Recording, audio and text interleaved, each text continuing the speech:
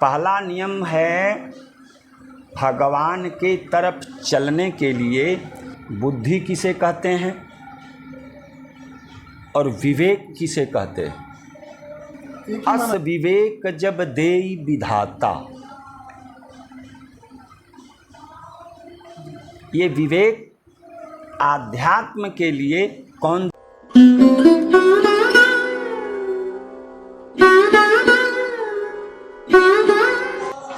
जय जय श्री राधे। आप सभी भक्तों को कोटि कोटि प्रणाम। और संत यात्रा लगातार संतों की ओर ही चल रही है, आपकी कृपा से, राधा रानी की कृपा से और संतों के आशीर्वाद से। और आज हम जिन संत के आपको दर्शन कराने वाले हैं उनका हम पहले 2 वीडियो डाल चुके हैं, लेकिन भक्तों के पर्सनली व्हाट्सएप पे मैसेज, कॉल मेरे पास ही नहीं, उन महाराज जी के पास भी आए हैं काफ़ी भक्तों के कि महाराज जी का सत्संग दोबारा सुनना है, उनको सत्संग की इतनी प्यास है। तो उन महाराज जी का सत्संग अगर आप सभी ने नहीं देखा है तो मैं आपको आई बटन पे दे दूंगा और इस वीडियो के डिस्क्रिप्शन में भी उनका लिंक डाल दूंगा। जो पुराना सत्संग है, 2 वीडियो ऑलरेडी अपलोड हो चुके हैं। तो आइए आज एक नए सत्संग के साथ, और आपको बता दूं वीडियो को बीच पे बिल्कुल भी स्किप मत करना। इतना अद्भुत सत्संग होता है कि आप अपने आप को रोक नहीं पाओगे। इतना आनंद में सत्संग, ऐसी मृदुल महाराज जी की वाणी है और बड़े स्पष्ट वक्ता हैं और बड़े सरल संत हैं। आइए हमारे साथ, आप भी दर्शन कीजिए उन महान मूर्ति के और सत्संग का आनंद लें। आइए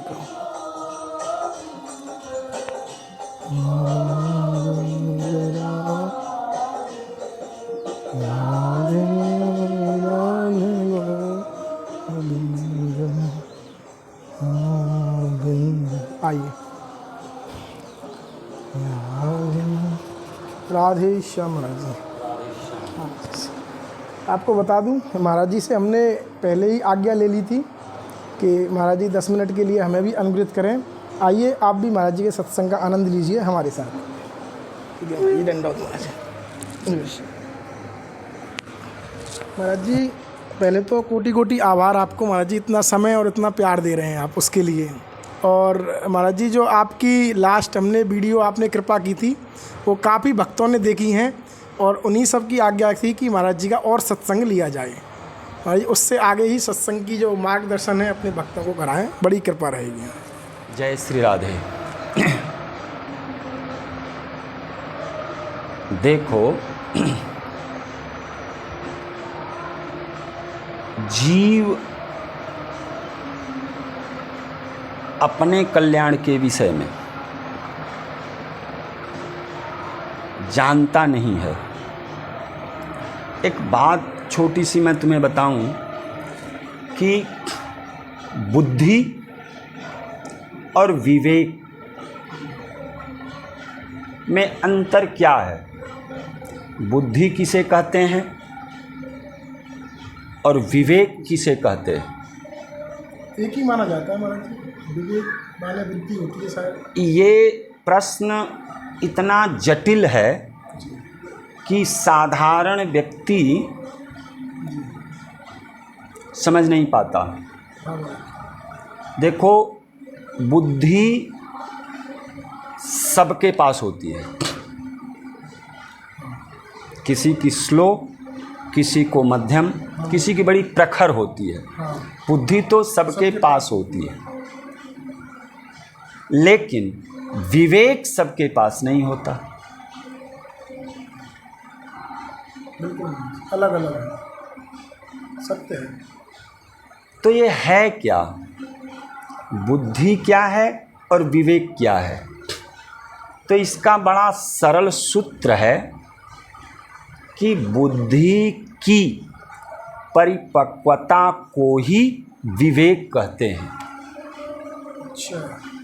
बुद्धि अगर किसी भी क्षेत्र में परिपक्व हो गई तो उसी के ज्ञान को, उसी की समझ को क्या कहते हैं, विवेक। तो ये जो आध्यात्म का ज्ञान है ना, ये अस विवेक जब देई विधाता, ये विवेक आध्यात्म के लिए कौन देता है? परमात्मा। कब देता है? जब उसकी रुचि। पहला नियम है भगवान के तरफ चलने के लिए श्रवण। तो जब वो कुछ परमात्मा के विषय में श्रवण करने लगता है और उस श्रवण से बार बार मनन, और मनन से बार बार मनन होने पर एक स्थिति पहुंचती है निधिध्यासन। इसका मतलब सतत चिंतन। जो कुछ सुना है उस पर विचार करते करते अब सदा एक तरह से चिंतन चलने लगा। इसी का नाम है निधिध्यासन। तो क्या है? श्रवण, मनन, फिर निधि। तो ये स्थिति पर जब पहुंचता है तब विवेक की प्राप्ति होती है। अस विवेक जब देई विधाता, भगवान ही ऐसा विवेक उसे दे देता है कि वो सत और असत यानी संसार और परमात्मा दोनों के विषय में थोड़ा समझ सके। पूर्ण रूप से तो इस संसार और भगवान दोनों को न कोई समझ सका न कोई समझ सकेगा, क्योंकि संसार भी अनंत है और भगवान भी अनंत हैं। उनकी लीला अनंत है, उनके गुण अनंत हैं, उनके धाम अनंत हैं, उनके नाम अनंत हैं, उनके संत जन अनंत हैं। इसके लिए इसका कोई था तो पा नहीं सकता। लेकिन जिस प्रकार से जब उसे विवेक की प्राप्ति हो जाती है तो वह परमात्म पथ में। अब इसके विषय में एक छोटा सा सूत्र आपको बता रहे हैं कि एक बार चैतन्य महाप्रभु किसी नगर में लोगों के आग्रह पर पहुँचे तो कीर्तन हुआ, सत्संग हुआ। उसके बाद उस भीड़ में से एक व्यक्ति खड़ा हो गए और उन्होंने एक बात पूछी, भगवान कुछ पूछ सकते हैं? बोले पूछो। बोले वैष्णव किसे कहते हैं? चैतन्य महाप्रभु ने कहा कि ये तो बड़ी सरल प्रश्न है और इसका सरल ही उत्तर है। बोले क्या? बोले वैष्णव उसे कहते हैं जिसके मुख से एक बार भी हरिनाम निकल जाए, वो वैष्णव है। ताली बज गई, सब लोग दंडवत प्रणाम किए, चले गए, सभा विसर्जित हो गई। एक साल बाद वहाँ के लोगों ने महाप्रभु से फिर आग्रह किया और महाप्रभु फिर आए। फिर उसी तरह से कीर्तन हुआ, फिर उसी तरह से सत्संग हुआ और फिर वही व्यक्ति फिर खड़ा हो गया जो एक साल पहले पूछा था कि भगवान वैष्णव किसे कहते हैं। अब देखिए, प्रश्नकर्ता भी वही है और प्रश्न का उत्तर देने वाले भी वही हैं, महापुरुष। अब उन्होंने जब पूछा कि वैष्णव किसे कहते हैं तो महाप्रभु जी ने कहा कि वैष्णव की परिभाषा तो बड़ी कठिन है। ये क्या है? कठिन बोला। प्रथम बार जब उसने पूछा तो बोले बड़ा सरल है और बता भी दिया एक झटके में कि एक बार जिसके मुख से हरिनाम निकल जाए वो वैष्णव है। अब दूसरे साल जब वो प्रश्न किया तो उन्होंने कहा बड़ा कठिन है। बोले कैसे महाराज जी?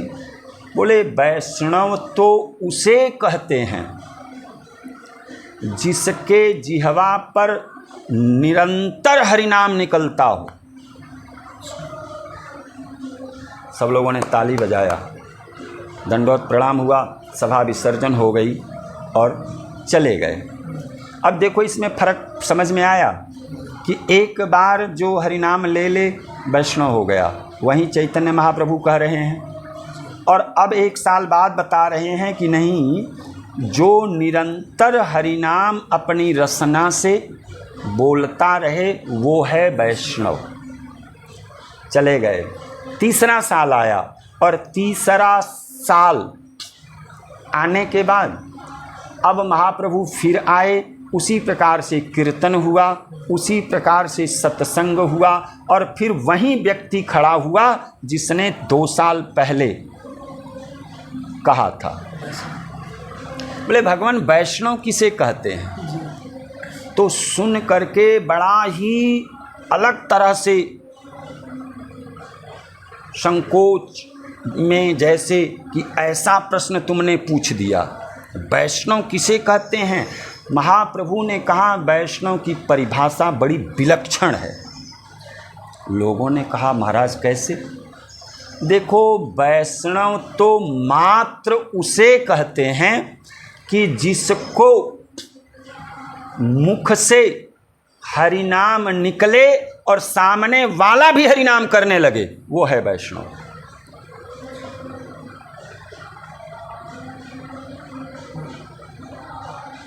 अब ये देखो, यही है विवेक